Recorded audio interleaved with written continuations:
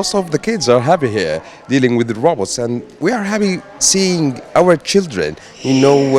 engaging with the robots as if they are knowing them without any instruction how to deal with the robots, which is very good because the kids are our future, inshallah.